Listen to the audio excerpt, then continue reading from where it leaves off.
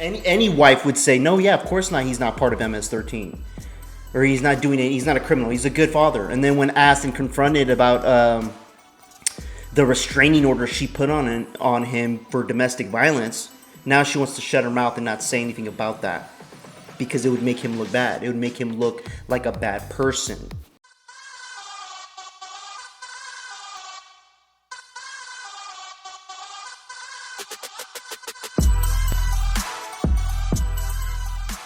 Now, with our ABC News exclusive, joining us now is Jennifer Vasquez-Sierra, wife of Kilmar Abrego Garcia, the Maryland man who was wrongfully deported to El Salvador and is at the center of a legal battle playing out in the courts. And Jennifer, we want to thank you for joining us this morning on GMA.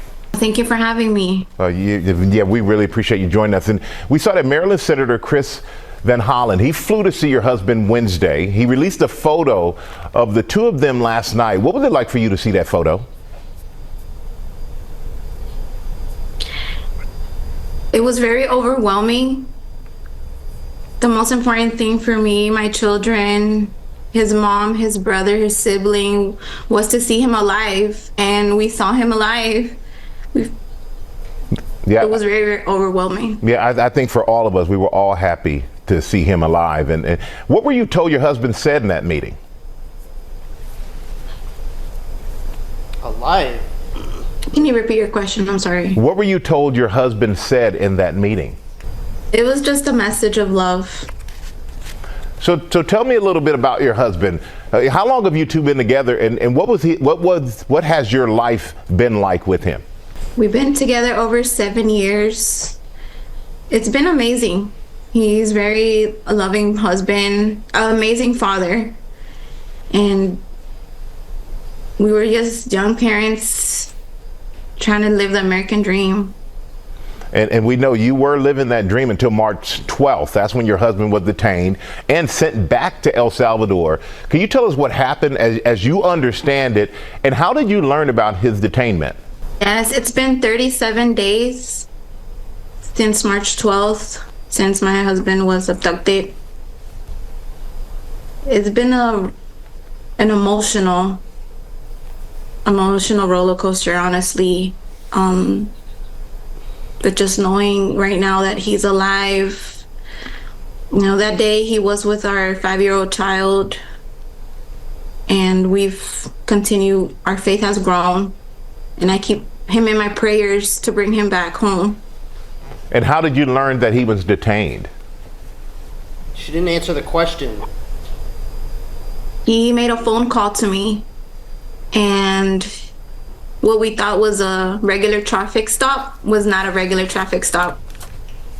And we know that the administration, they're resisting a court order to bring your husband back to the U.S. They say your husband's a member of the MS-13 gang. Is he a member of the MS-13 gang or any other gang? She's not going to say yes. Come on. No, he's not. And I know this is a sensitive question, but I have to ask it. You did take out a temporary order of protection against your husband in 2021.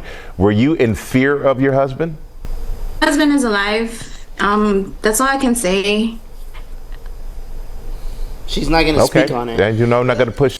She's not going to speak on it. They need to start prepping people. If they're going to come on the news, on live television, they need to start prepping these people on answering questions. Like, hey, just give them a heads up on the questions. That way they can mentally prepare, like, hey, I'm going to answer it this way, this way, this way. I mean, I'm not getting any information from this at all from the wife. She is not even helping justify her husband coming back watching this.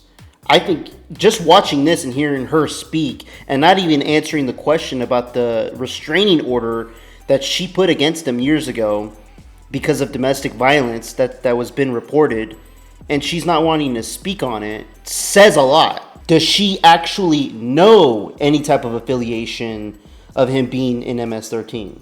Has he previously had been doing some type of illegal activity with MS-13?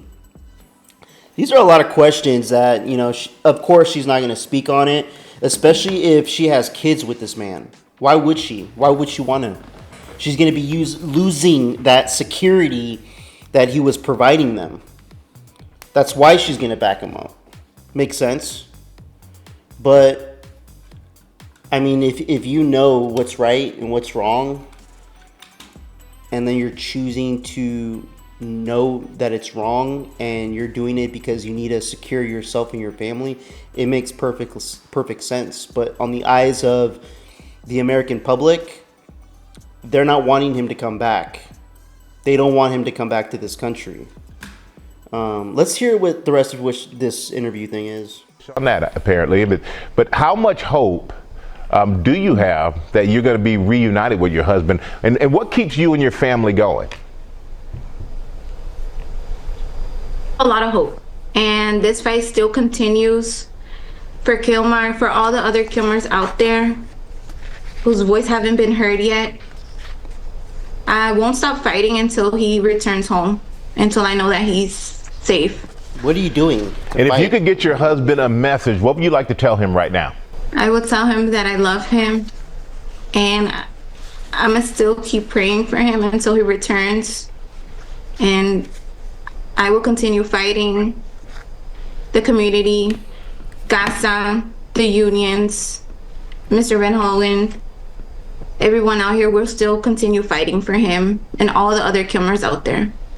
Well, Jennifer, we want to thank you for joining us this morning. Shocking case of Kilmar Abrego Garcia continues to divide America. In March of this year, the federal government deported the 29-year-old migrant despite a court order ruling that he could stay in the United States.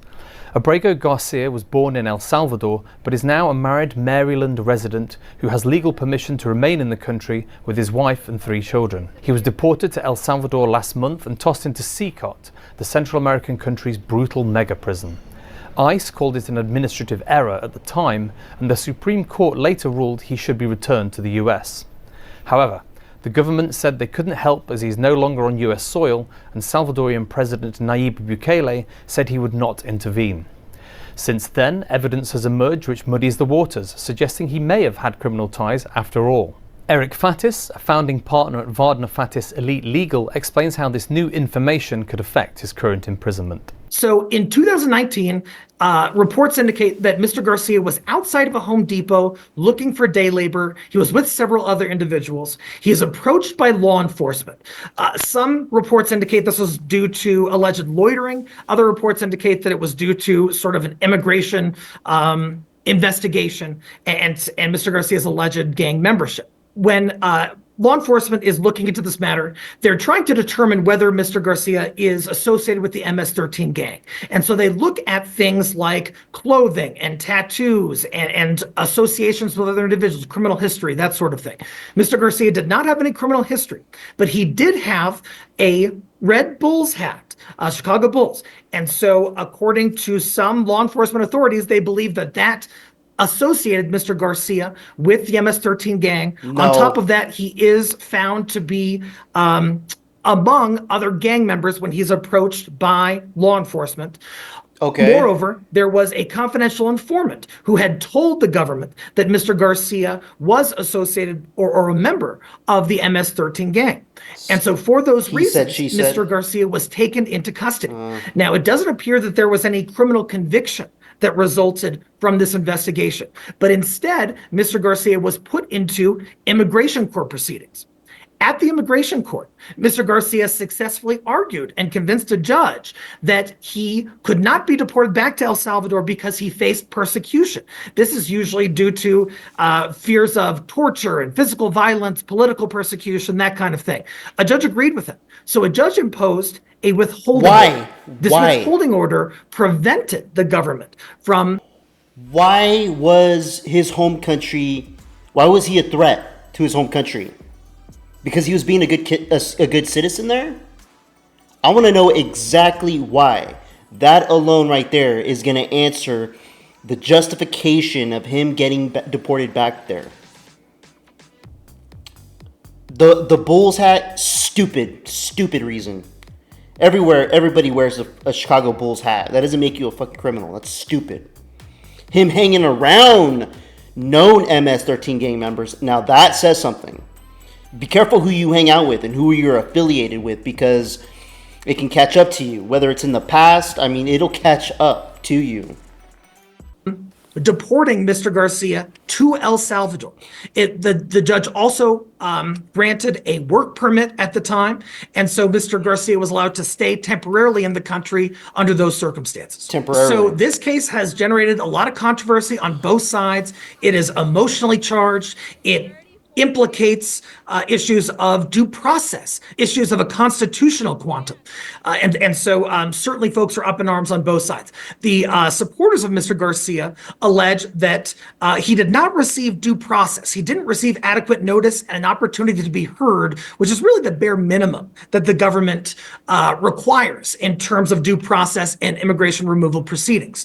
Instead, he was just shipped out to El Salvador, and the government thought that would be the end of it. And so Garcia's supporters are saying that he never should have been shipped to El Salvador, based in large part on the immigration withholding order that from 2019 that prevented him from being sent there.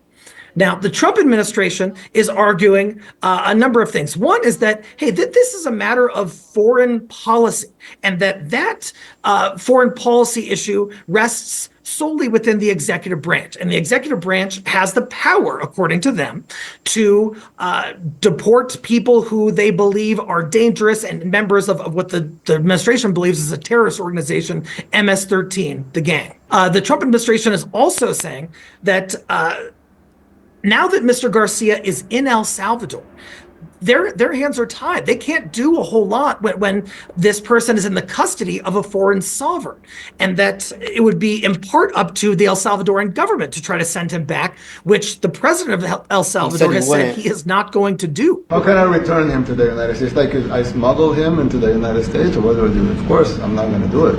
It's like, the question is preposterous. How can I smuggle a terrorist into the... I need to know exactly what's going on with his case, because it's not making sense. So it makes sense why there's an uproar and a huge controversy of people demanding him to come back to the United States.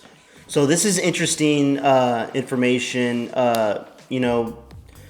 It's no surprise that criminals are getting deported out of this country. There should be no shock to that. And another thing I don't like to see is when people are out there protesting and they're holding up these signs and they're showing him carrying his baby, like we're supposed to have some type of empathy. Did the man commit some crimes? Is he part or connected to MS-13?